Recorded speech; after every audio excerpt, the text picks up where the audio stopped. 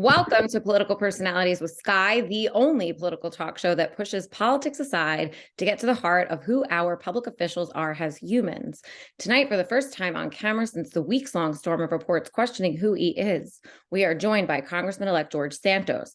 Tons of reporting about you, George, over the last week, labeling you as the Anna Delvey of Congress, but I'm sure you would agree we, as millennials especially, must save democracy by encouraging the public to trust government and our elected officials.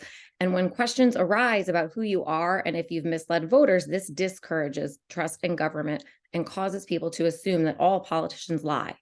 As you know, I created this show, Political Personalities with Skye, through City and State as a way to speak candidly with our public officials. And I thank you in advance for being honest with me here, and for the opportunity to hear from you firsthand for the first time on camera since all the reporting over the last week. I have a bunch of questions for you, George, and I know we have limited time. I appreciate you being here, and I want to know, how are you feeling right now? Hey, Skye. So thank you so much for having me. It's a time of year that usually emotions are high, and then you add the weight of the world on your shoulders, and they just become higher. But I'm doing well. Granted the circumstances, and I appreciate you asking. But I guess, we need to just address the issues head on in life. And as you said, millennials are going to start becoming the bearer of the responsibility of how society moves forward. And it's a big responsibility we carry, whether it's you through reporting or is it me through legislating. I think that we need to all have that discussion with one another and understand that it falls on our shoulders, but also falling on our shoulders is the expectations from the generations prior to us that we're not measuring up, we're not enough, we don't do enough, they label us as the lazy generation almost. So it's quite the interesting time. But I guess let's get to it and talk about what people want to hear. No, I know. See, there's always controversy swirling around you, and you said that you had exaggerated your resume a little bit, and I'm wondering what caused you to even feel the need to exaggerate who you are on paper. We'll start it this way. Look, I didn't outright lie about my work experience. Actually, I'm fairly well-rounded in the financial markets and capital markets. I've been doing it for a very long time. But I'll take you back to the beginning. So I worked as a customer service agent for 6-7 months of my life, or so, 8 maybe, if at some point in 2011, 2012. And I'm not ashamed of it, Skye. But the moment I put that on a resume and I put it out there, elitists like the New York Times like to call blue collar jobs like that odd jobs, because it just doesn't fit their bourgeoisie style lifestyle. So it's those expectations and those negative connotations from elitist organizations such as the New York Times that lead people like me, who I'm very comfortable in saying I come from poverty. I come from a family of absolute nothing, and I've worked really hard to get where I am today. And the reality is yes, I omitted like past employment history that was irrelevant to the role. Although one can argue customer service is pretty important for members of Congress, but I guess they just don't see it that way. And for a poor use of words, maybe instead of explicitly explaining, I worked for Linkbridge Investors as the vice president of the firm, and we were responsible for capital introduction relationships between LPs and GPs via conferences and direct one-on-one connections. So this is where I go. This is where I believe I used a poor use of words, but I did work in the industry for a number of years. I did deliver on those negotiations. I did deliver on those relationships. I did do work with all the institutions I've mentioned prior and more. I mean, I could have just listed, if I was trying to really defraud the people like everybody keeps saying, I could have just listed bigger, just as big names. But, we did work with companies like Deloitte, Blackstone, Equity International, famously founded by Sam Zell. So, I didn't do that. But these are all organizations I've worked with either on the GP side, which is a general partner, or the LP, which is a limited partner. GPs looking for money for their funds, LPs allocating money into funds, right? So, wait, I want to hold on a second because you mentioned, that you think people want to hear bigger names and that's what elitist outlets want to think. But I have spoken to so many elected officials and public servants, and they love telling their rags to riches story. People love hearing that story about someone who made it. So I mean, I told it the entire campaign. I was a kid from Jackson Heights in the basement who fought hard and worked hard. Now everything that I've ever worked to build on is up in questioning, and that's the very frustrating side. Look, why don't you take us through your story, of growing up and getting your first job, and how did you make this money that you have? Can you share that story with us, like the personal side? Sure, yeah, absolutely. So, growing up, like I said, 2 nickels to rob, Jackson Heights, Queens. Born and raised there. Born in Elmhurst Hospital. For those saying that I'm not an American citizen, I assure you I am. Okay. The bulk of it and the end of it is just growing up wasn't easy. Mom and dad couldn't afford many things. Mom and dad couldn't afford to give me all the nice things and pretty things everyone had, but we made do.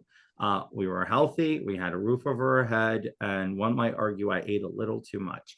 But fast forwarding, always very ambitious. I always wanted more. I always wanted to do more, to be able to give back, to help my mom, to help my dad. And they worked really hard. They did very well for themselves eventually.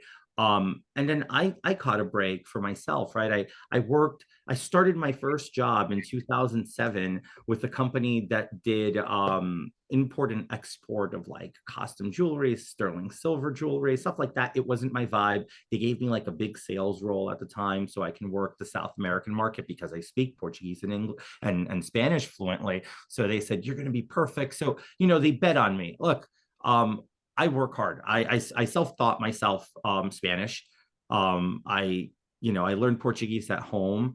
I understand and pretty well communicate at a very primitive level, but I can do that in Italian. So there's a lot of aspects of my life that I'm able to show resilience and how I grew, right, as a human being. And then I get to these jobs. I didn't like them. Then I started moving on. I worked for companies in various different sectors. At one point, I did do a 7, like I said, ish month gig as a representative for Dish Network. You learn great life skills doing these jobs, and they're not odd jobs. These are honorable, good paying jobs that people sustain their families through. And for the New York Times to diminish it and call it an odd job just shows you the type of preconceived notion that people give to people who work hard, right? So that's where I probably felt in a sense the need to not share that and the need to embellish a little bit my resume, which I regret. Regrettably, and in hindsight, and hindsight vision is always 2020, I would have done it differently and just not even bothered. And if anybody asks, like, yeah, life was hard, but here I am. I'm still qualified. I still understand what I'm doing. That nobody can take away from me. So then we move forward. I start working for this this new up and coming company, Linkbridge Investors. I'm offered a vice president role at the company. At the time, I'm like, that's a big role. That's a big title. That's a big job. And I owned the job. I did it, and I did it well for multiple years, and we delivered. And as a result of that, it's a pretty sustainable company today. The CEO does phenomenal work there. And I'm sorry that this story is bringing so much negative attention towards him and anybody who's ever dealt business with me. After leaving Linkbridge, I go to work for a company who used to be one of our clients, Harbor City Capital. As reported, after I left Harbor City Capital, it was reputed as a Ponzi scheme for aspects of the company, not the whole company, but the financial aspect of the company. I was not named a plaintiff of anything. I was never investigated or anything because I had no fiduciary responsibilities. So I'll get to the fun stuff. So then I decide, once I leave Harbor City Capital, to do my second run for office. I'm opening my own shop. I'm going to do my own consulting like I used to do for Linkbridge. And it just worked because I had the relationships and I started making a lot of money. And I fundamentally started building wealth. And I decided I'd invest in my race for Congress. There's nothing wrong with that. No criminal conduct, no anything of the sort. And you know what?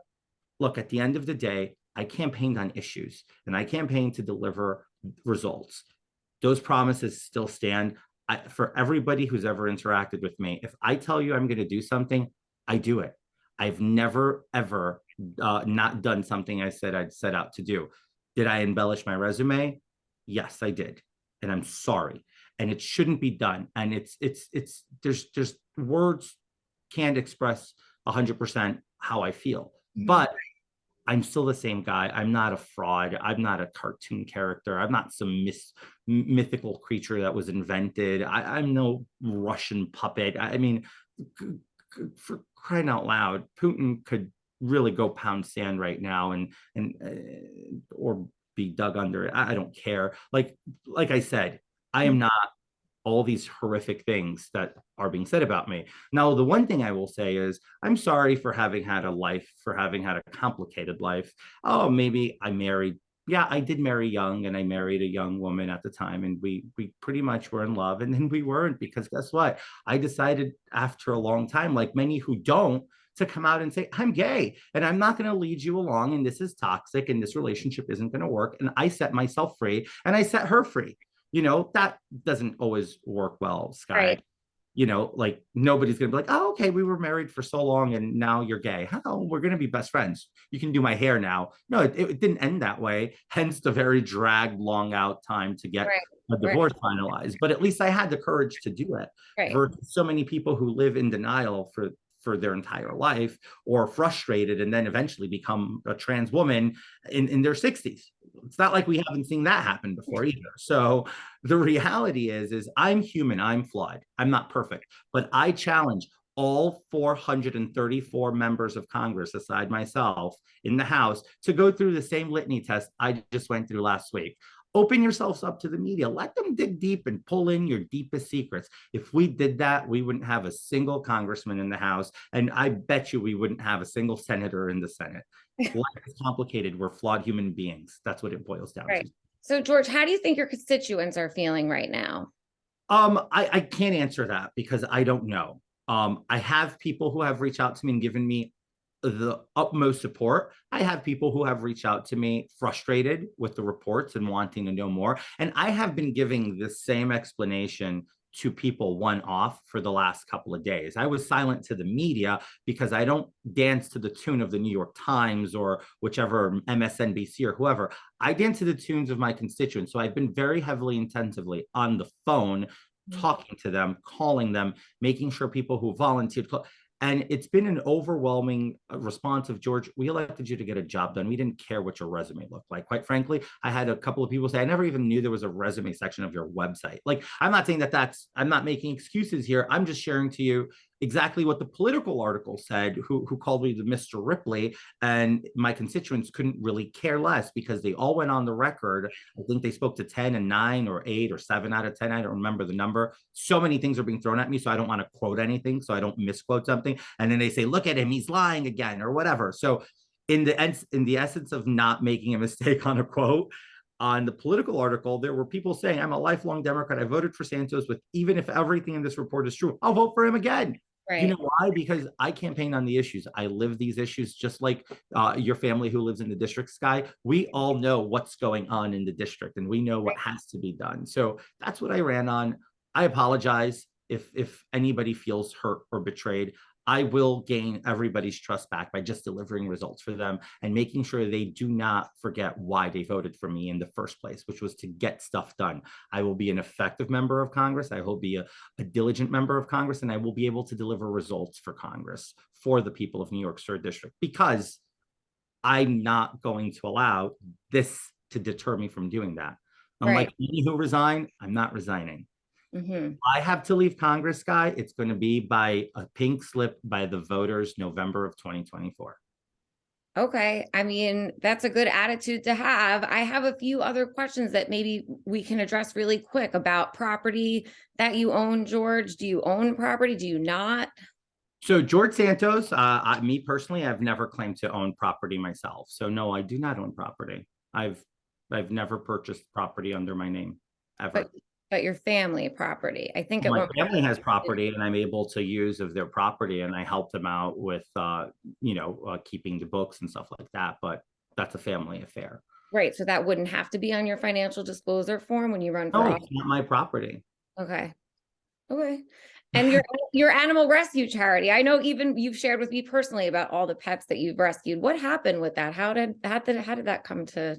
So the I wasn't the sole owner. Like, I was part of a group of people who founded it, and there was many individuals with various responsibilities. My responsibility was really doing the grunt work. I ended up with finding homes, putting them in my house, finding foster homes, cleaning, whatever amount of dogs versus times 3 worth of poop a day, and then times 6 of pee a day on a bare minimum. That was me. I was the guy picking at poop, cleaning, getting people doing campaigns online. But we had a broader group of folks who helped out, and somebody along the line, and again, this is all stuff that are being looked into to show and get that taken care of, because again, I wasn't alone on this. I never flew solo. I never claimed to fly solo. So that's TBA. Okay.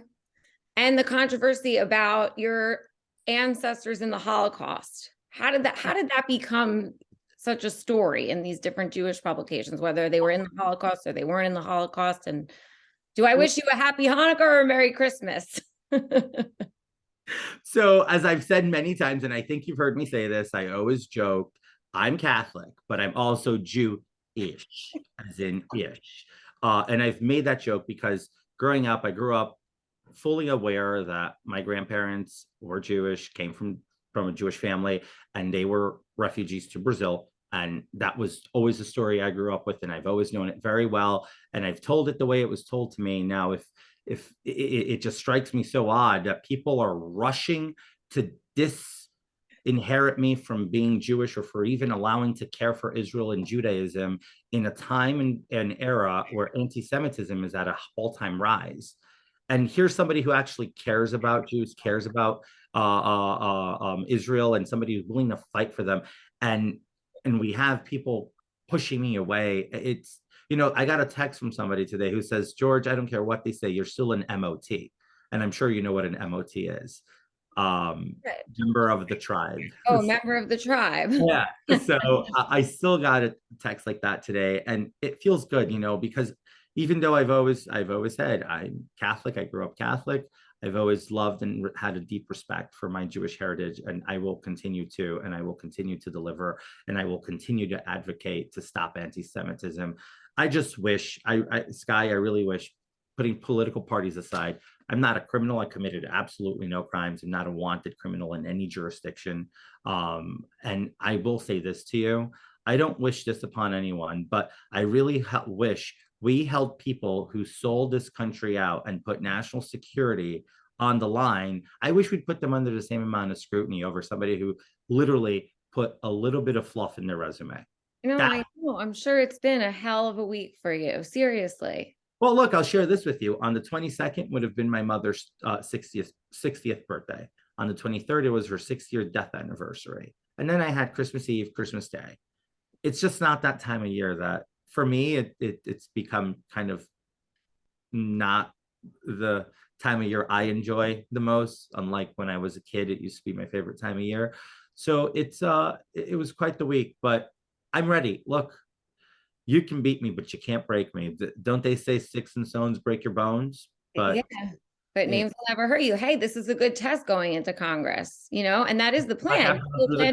Turn in, go do your job, right? Look, I've gone through the gauntlet over the last week, and I bought it upon myself, and now it's just put your big boy pants on and get out there and get the job done. Like I said, this will not deter me from being an effective member of the United States Congress in the 118th session. So now that you have this huge media platform, right, George, more people know who you are than ever before. What will you do now that your voice is being amplified so much further? Oh, I'm apparently, if I tweet now, it becomes breaking news on every news outlet.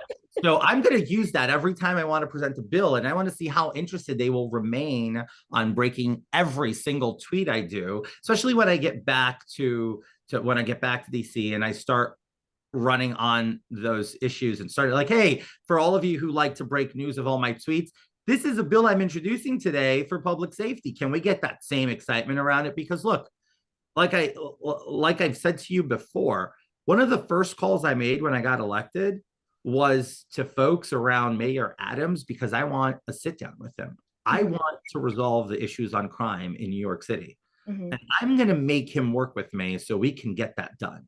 We're going to bring back the plainclothes units, the anti-crime task force to the NYPD. I will hustle my way to bring the millions of dollars that it takes because that will stop crime in the city and it will stop the seepage of crime into the North Shore of Nassau County. So it is an issue that transcends my entire district. So that will happen. And that's the kind of work I committed to do. And Mayor Adams, I don't care if he's in Jamaica having a vacation right now, but when you come back and I'm sworn in, buckle up because we're going to get to work. That's part of the gig. And George, there are a lot of people out there, I'm sure, that want this all to sort of brush to the side and let you go do your job in Congress and meet with the mayor and solve the crime issues. But are there people, I'm sure there are, what do you say to them that are going to hold this against you and say that they can't trust you because of these exaggerations that you've made? They were able to trust worse people. They were able to trust Andrew Cuomo, who sexually harassed women throughout his entire career. They were able to trust Tish James, who harbored a sexual predator as her chief of staff. They were able to trust a litany of politicians in this country who have literally sold this country out. Look at the president of the United States. So guess what? I will make them trust me by delivering results. I'm not here for self-empowerment, self-grandeur. I'm just here to get stuff done because I want to leave a country better off to the next generation than when I found it. And that's what I'm going to fight for. And I will have to work now double as hard to earn people's trust back. But I'm confident and I'm sure that I'll be able to do that just by outworking everybody, which is something that nobody can beat me at. Is I am a workhorse at the end of the day. I worked my way into a good career by working 16, 18-hour days. Sleep was optional and it remains optional. It remained optional throughout the campaign and it will remain optional throughout this entire 2 years that I have ahead of me. And if I'm given the awesome opportunity and people trust me to send me back for another 2 years, that's going to be determined in November of 2024. But until then, I remain at the service of the people of the 3rd Congressional District, and I look very much forward to serving them, Skye. And that's my last question about the promises that you can make us moving forward. Well, the promises are the same. I'm going to fight to fight crime through federal earmarks and bringing those federal dollars back to the district for projects. So a project being reinstate the criminal task force of the NYPD, or through bringing federal dollars to decontaminate the plumes in our district, or to fix the waterways of the Long Island Sound, which are extremely polluted, and we need to work towards reducing pollution there. So, and there's seepage from sewage and so much issues of infrastructure. Look, one of my biggest pet projects that I really hope I can get it done, and this is something that I've advocated for a long time, is to finally give the much needed electrical grid infrastructure issues that we have on Long Island. Right. We have the worst electrical grid infrastructure on the North Shore of Nassau County. I think it's time somebody really makes it happen and we can bury those lines and give people reliability throughout the storm seasons that we have. And lastly, when I can't talk about public safety if I don't talk about certain neighborhoods of the district. If you look, for instance, at Old Westbury, or if you look at Kings Point, or if you look at Woodbury, or if you look at Glen Cove, these are areas being affected exponentially by crime. These are areas that I hear the bulk of the crime activity happening through burglaries and break-ins, and it's unacceptable. These people equally are paying some of the highest property taxes and federal income taxes in the nation, and they're still not receiving the proper services that they pay for. So we need to bring back funding to these localities so they can expand their policing in their villages and their towns and hamlets. It's so complicated because it's so many levels of government locally that we have. But I can do that by bringing home and repatriating their federal dollars back to them. So these are things that I'm going to work towards. These are things that I'm going to work for, and education reform to make sure that we hold the teachers union and specifically Randy Weingartner accountable for what she did to kids during the lockdowns and deprived them from educations. Because now look at what we're seeing. We're seeing record low test scores and record low grading scores. So we need to fix that too. But aside from that, I just want to say this one last time in closing, Skye, thank you for what you do. Thank you for your style of journalism. And thank you for just being so gracious and always giving everybody an equal platform to speak their mind. And I want to thank City and State for making sure that for giving you that platform. But I also want to thank all the folks who voted for me. And I want you to understand it's not over. I am not resigning. I am getting sworn in, and I will get the job done for you. That's what you elected me to do. I'm sorry for the headaches, but life now moves forward, and we will have a good 2 years. And I make you a promise of that. Thank you so much, Skye. Thank you, George. I really appreciate it. And thanks for the compliment. And since your tweets go viral, I hope that you'll tweet that you were on my show with me to share your story. You get ratio, not viral, but sure. Thank you, Skye. You're the Thank you, best. George.